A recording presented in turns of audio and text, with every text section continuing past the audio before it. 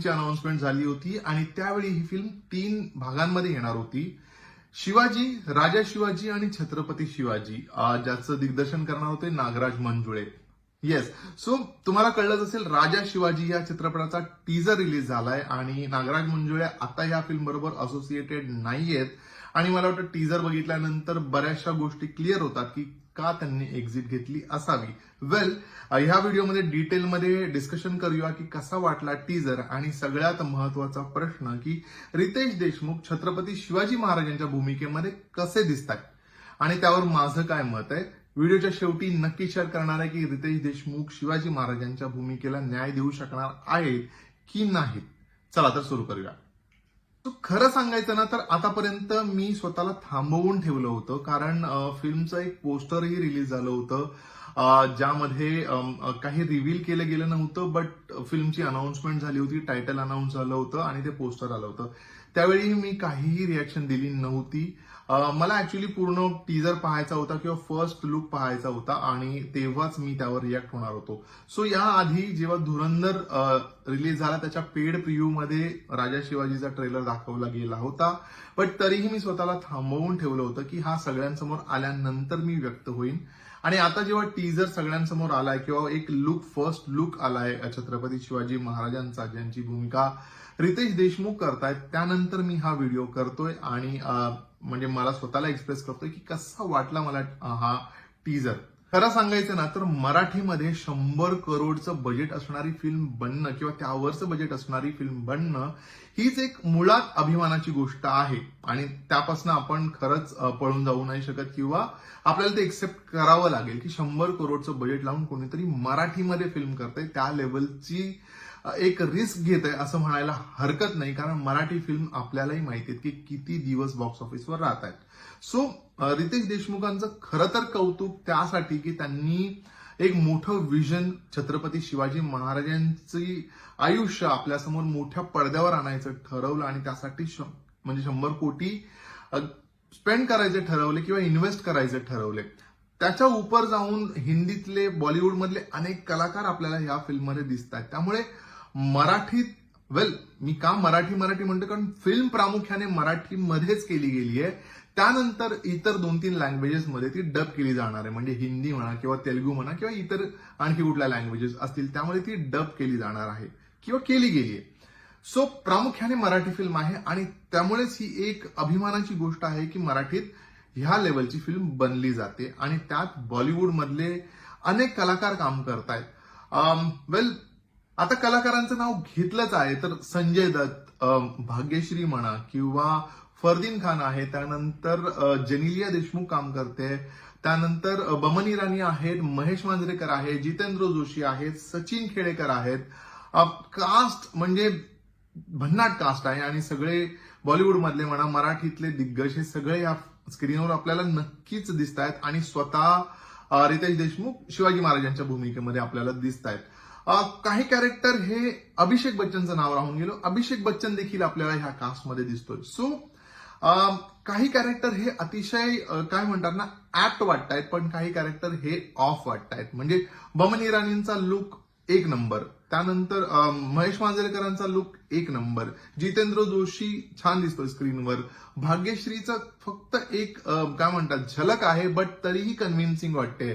त्यानंतर जेनिलिया देशमुख सो म्हणजे नाही म्हणू शकत की ऍप कास्टिंग आहे, त्याबद्दल डिटेलमध्ये बोलूच या. पण ह्या सगळ्यांना जमवून एका मराठी प्रोजेक्टमध्ये आणण्यासाठी पुन्हा एकदा रितेश देशमुखांचं कौतुक करायलाच हवं, कारण हे एवढं इझी नाहीये आणि खरं तर त्यांनी त्यांचा मोह आवरला की भाईजानला कुठली एखादी एंट्री ह्या फिल्ममध्ये दिली नाहीये. आय होप सो की तेही सरप्राईज पुढे येऊ नये आपल्यासमोर, बट या सगळ्यांना एका प्लॅटफॉर्मवर आणणं किंवा एका प्रोजेक्टसाठी आणणं यासाठी रितेश देशमुखांचं खरंच कौतुक. आता कसे वाटतायत सगळे हे जे कॅरेक्टर्स आहेत हे त्या टीजरमध्ये कसे दिसत आहेत. सो लुक वाईज जसं म्हटलं ना मी की बमन इराणी ऍप्ट आहे, बमन इराणीचा लुक खूप छान वाटतोय, अमोल गुप्ते खूप छान दिसत आहेत लुकमध्ये, भाग्यश्री लुकमध्ये त्या कॅरेक्टरमध्ये खूप छान दिसते, जेनिलिया लुक वाईज कॅरेक्टरमध्ये छान दिसते, बट यार आय एम व्हेरी म्हणजे ऍक्टिंगमध्ये ते कितपत दिसणार आहे मला खूप डाऊट आहे, कारण मी वेड ही फिल्म पाहिल्यानंतरही सुद्धा माझी हीच रिॲक्शन होती की नव्हतं करायला पाहिजे त्यांनी ते कॅरेक्टर, आणि ह्यात तर आणखी काय म्हणतात त्याला, खूप जबाबदारीची भूमिका आहे आणि त्यामुळे त्या कितपत त्याला न्याय देतील, I have my on doubts. त्यानंतर महेश मांजरेकर त्या लुकमध्ये खूप चांगले दिसलेत. ह्या व्यतिरिक्त संजय दत्त, यार आय डोंट नो, म्हणजे संजय दत्त ऍज संजय दत्त दिसत आहेत, काही वेगळं वाटत नाहीये. फरदीन खान कम्प्लीट फ्लॅट आहेत. त्या व्यतिरिक्त Abhishek Bachchan again not appealing. So हे काही कॅरेक्टर सोडता काही कॅरेक्टर्स आहेत जे आपल्याला वाटतात की ओके, ह्या म्हणजे हे कॅरेक्टर बघायला आपल्याला मजा येईल किंवा हे कॅरेक्टर आपल्याला रिलेटेबल किंवा व्हिज्युअली खूप चांगलं दिसतंय.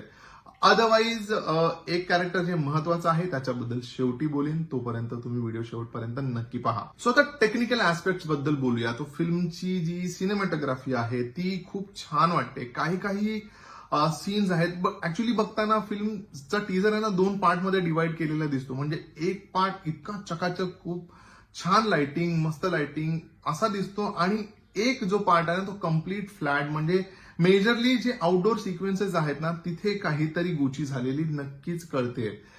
त्यानंतर जे व्हीएफएक्स आहेत फिल्मचे, ते व्हीएफएक्स ऑर्डिनरी वाटतायत. म्हणजे एवढं ग्रँड प्रोडक्शन असताना किंवा एवढी चांगली प्रोडक्शन व्हॅल्यू असताना हे व्हीएफएक्स असे कसे असू शकतात. तर आपल्यासमोर सगळ्यात मोठं कांताराचं एक्झाम्पल आहे, जी फिल्म 16 करोड मध्ये बनवली गेली होती आणि तरीही तिचे व्हीएफएक्स ऑन पॉइंट होते बॉस, ऑन पॉइंट. त्यामुळे आय डोंट नो, हे असं रिलीज करायच्या आधी किंवा आपण पाहतो फायनल कट, त्यातही आपल्याला हे ऑब्झर्व होत नाही का? तुम्ही कॉमेंट करून सांगा की का असे रिलीज करत असेल. किंवा आदिपुरुषचा जेव्हा ट्रेलर आला होता त्यानंतर जेव्हा रावणाला पाहिलं, त्यातले व्हीएफएक्स मधले जे गॅप्स आहेत, जे टेक्निकल लूप्स आहेत, ते ऑडियन्सने सांगितले होते. सो माय क्वेश्चन इज की तुम्ही स्वतः तुमचं प्रॉडक्ट एक लोकांसमोर येते, तेही एवढं मोठं प्रोजेक्ट आहे ज्यावर तुम्ही 5-6 वर्ष काम करताय, तर तुम्ही म्हणजे काय चेक करता त्याच्यामध्ये की करता की नाही, हा मोठा प्रश्न आहे. वेल, सो व्हीएफएक्स हे खूप ऑर्डिनरी वाटतायत ह्या फिल्ममध्ये.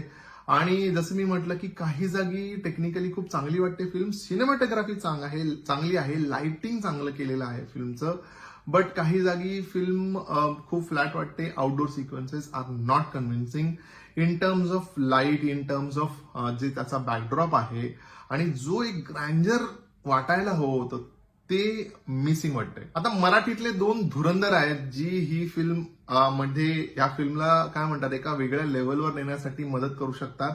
ते म्हणजे आपले लाडके अजय आणि अतुल.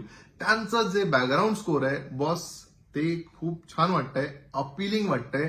त्यांचा हातखंडा आहे. म्हणजे अशा प्रोजेक्टमध्ये जर त्यांनी नाही गाजवलं तर मला आश्चर्य वाटेल, कारण मी खूप मोठा चाहता आहे अजय अतुल यांचा आणि मला माहिती आहे की असा एखादा प्रोजेक्ट जर त्यांच्या हाती लागला तर ते त्याचं सोनं करतीलच. त्यामुळे बाकी काहीही असो, अजय अतुलचं म्युझिक, बॅकग्राऊंड स्कोर हे टॉप नॉच असणार आहे राजा शिवाजीमध्ये. हे मी आत्ताच टीजर रिलीज झाल्यानंतरच गॅरंटीड सांगू शकतो.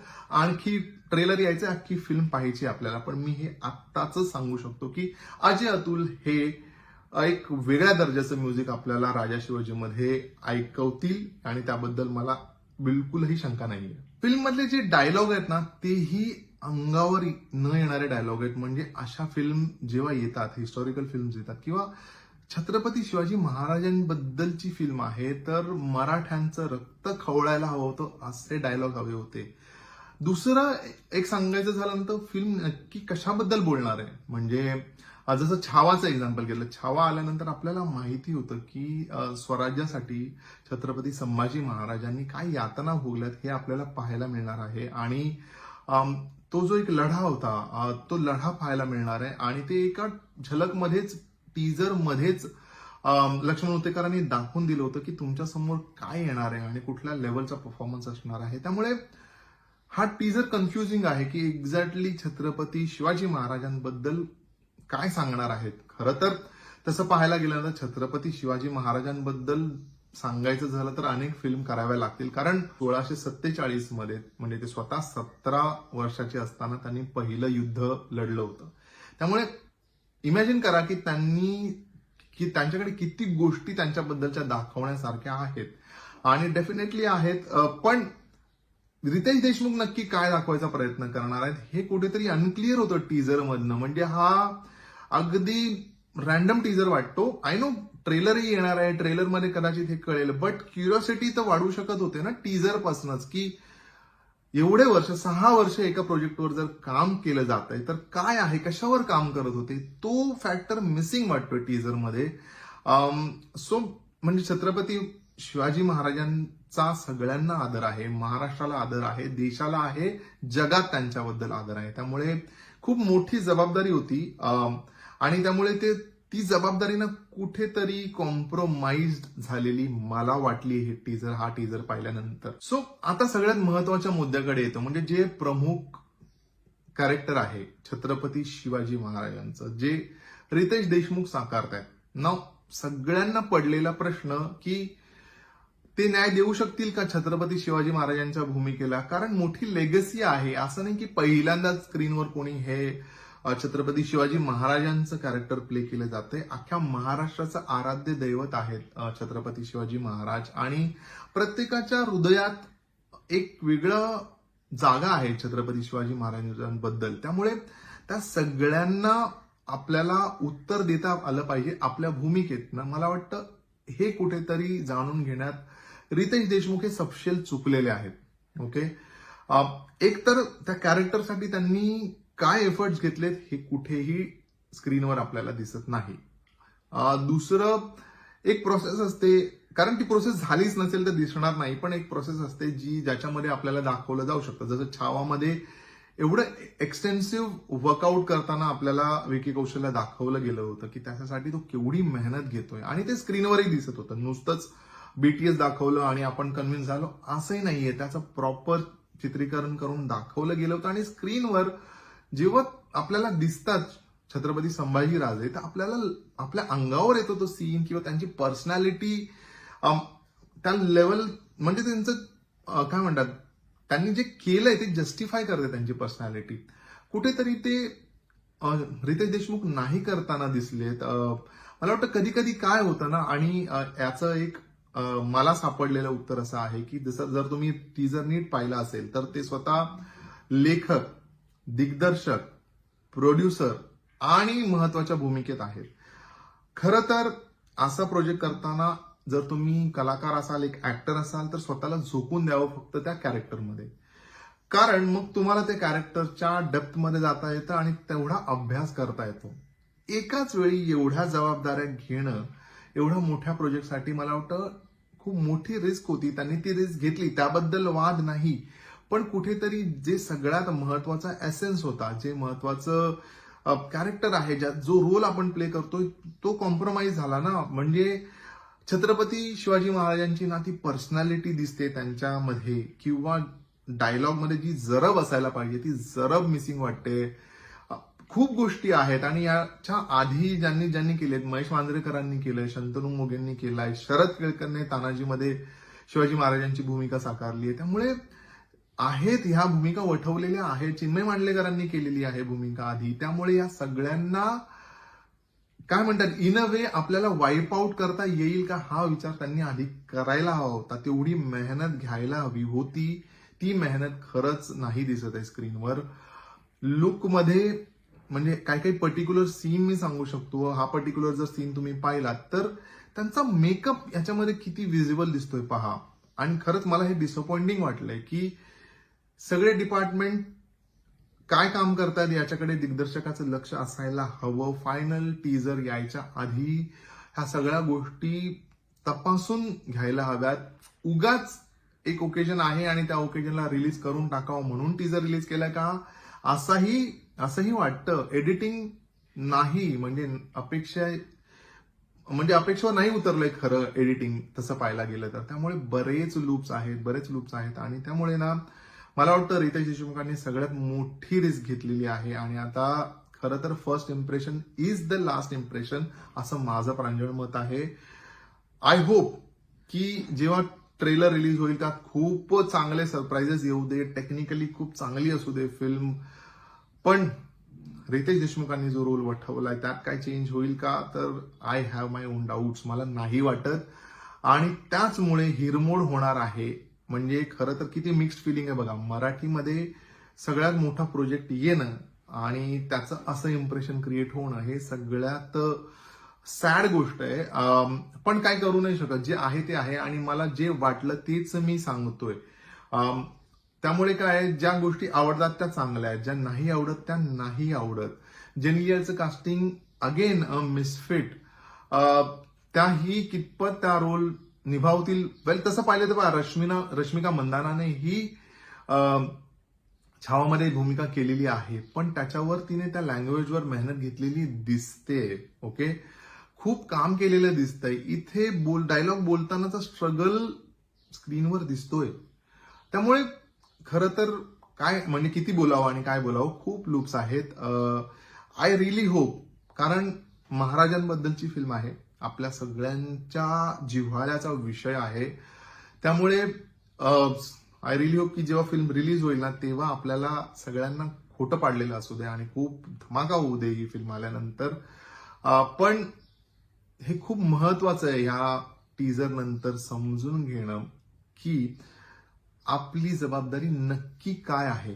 म्हणजे आपल्याला सगळ्याच जबाबदाऱ्या घेऊन फिल्म करायची आहे का एकच जबाबदारी घेऊन त्यात आपलं 200% टाकून जी जबाबदारी आपल्या वाटेला आली आहे त्याचं सोनं करायचं. खरं तर हा सगळ्यात मोठं लर्निंग मला असं वाटतंय. आणि मला माहितीये मी खूप लवकर रिॲक्ट करतोय, कदाचित मला क्रिटिसाइजही केलं जाईल की अरे बाबा टीजरच आलाय आणि एवढं त्याच्याबद्दल बोलतोय. पण म्हणजे मला जे वाटतंय ते मी सांगतोय, पण यात फार काही बदल झालेला नाही दिसणार. म्हणजे फरदीन खान त्या भूमिकेला न्याय नाही देऊ शकणार.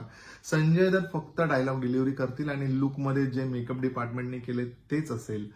फार फार तर विद्या बालन, बमन इराणी, जितेंद्र जोशी, सचिन खेडेकर हे काही कमाल करू शकतील त्यांच्या त्यांच्या रोलमध्ये. पण महत्वाची गोष्ट ही आहे की फिल्म छत्रपती शिवाजी महाराजांबद्दलची आहे आणि त्यांना बघितल्यानंतर बॉस थिएटरमधली लोक उभे राहिले पाहिजे. अशा दर्जाचा परफॉर्मन्स असायला हवा की सगळे उभे राहतील आणि सल्यूट करतील स्क्रीनवर छत्रपती शिवाजी महाराजांना पाहिल्यानंतर, जे छावा बघितल्यानंतर झालं होतं. त्यामुळे ह्या गोष्टी असायला हव्यात. अजूनही वेळ आहे. मला माहित नाही काय चेंज करता येईल, बट चेंज करा आणि अशी फिल्म आणा आमच्या समोर जिथे महाराष्ट्राला प्राऊड वाटेल, अभिमान वाटेल की एक 100 करोडची बजेट असलेली एक अशी फिल्म आमच्या राजांबद्दल रितेश देशमुखांनी बनवली आहे, जी पुढचे अनेक वर्ष आम्ही लक्षात ठेवू. ह्या नोटवर मी हा व्हिडिओ संपवतो. तुमचं काय मत आहे मला सांगा. तुम्हाला कशी वाटली आहे, बघितल्यानंतर तुम्हाला किती कन्व्हिन्सिंग वाटले रितेश देशमुख छत्रपती शिवाजी महाराजांच्या भूमिकेमध्ये, आणि काय काय गोष्टी आहेत ज्या तुम्हाला खटकल्यात कॉमेंट करून मला नक्की सांगा. ट्रेलर आल्यानंतर पुन्हा भेटू आणि आय होप ट्रेलर नंतर या सगळ्या बोललेल्या गोष्टी चुकीच्या ठरू देत आणि मी तुमची सगळ्यांची माफी मागायला देखील तयार आहे. बट जाऊन पहा राजा शिवाजीचा टीजर आणि सांगा मला की तुम्हाला तुमच्या रिॲक्शन्स काय आहेत. आपण भेटणार आहोत पुढच्या रिव्ह्यू मध्ये. तोपर्यंत स्टे ट्यून.